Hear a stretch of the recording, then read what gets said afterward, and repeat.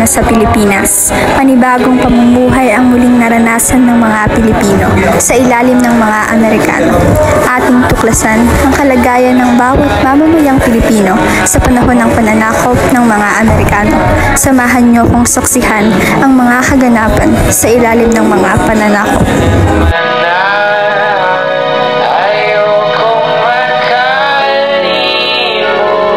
Isang dalagita ang bumalik sa nakaraan sa pamamagitan ng isang mahiwagang sombrero. Bumalik siya sa nakaraan upang masilayan ang kalagayan ng kanyang mga kababayan noon.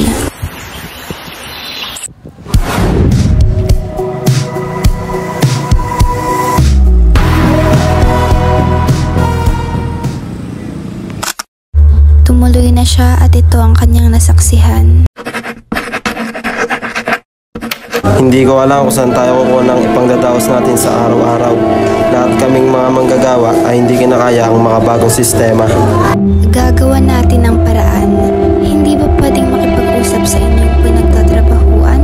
Iba na ang sistema ngayon. Kahit naman makiusap kami ay hindi papayag ang mga Amerikanong yon. Kumalma ka, Tay. Baka may makarinig sa'yo at mapahamak ka. Ang aking mga kasamaan ay nagpaplanong magsama-sama upang maipaglaban ang aming karapatan bilang manggagawa.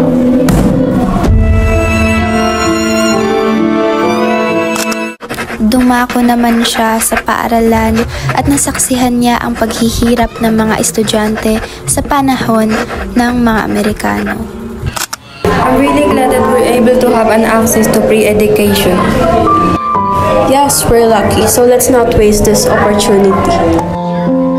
Di pa kayo ay nakakaintindi ng wikang yan, samantalang ako nahihirapan pa rin, mapaloob o labas man ng paaralan. Nahihirapan akong intindihin ang wikang Ingles. Ngunit, aking sinusubukan sapagkat alam niyo naman ang bawal. Stop talking. Someone might hear you and report you to the authorities. Let's just go home.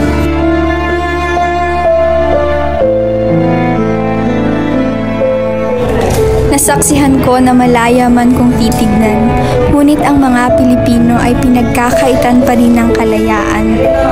Pinagkait ang sariling wika, bagay na hindi gagawin sa bansang malaya. Kaya naman, ang mga Pilipino ay gumawa ng hakbang upang ito'y labanan.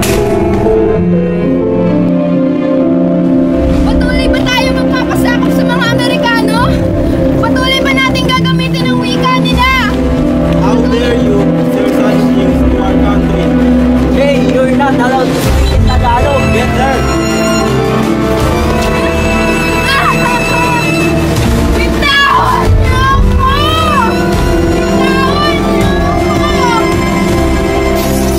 Bakit ba pinapahirapan niyo kaming mga Pilipino? Bakit niyo kami ginagapos? Bakit hindi niyo na kami palayain? Ito ang batas na sedition law na nagsasaad na kung sino man ang nagsasalita o tumatangkilik sa pagsasarili ay mapaparusahan. Kung kaya't nakita ko na hindi pa rin malaya ang mga Pilipino. Ayan ang aking mga nasaksihan sa panahon ng mga Amerikano. Tunay ngang walang kalayaan ang mga Pilipino noon kahit na nagdulot ng kabutihan ang ilang ginawa ng mga mananakop, isa lamang itong maskara upang ipalaganap kung ano ang kanila.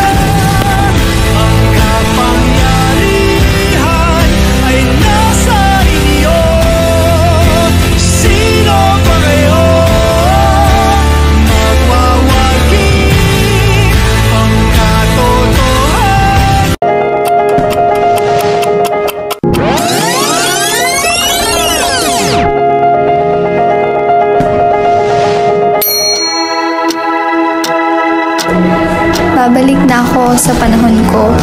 Salamat sa mga karanasan ko rito.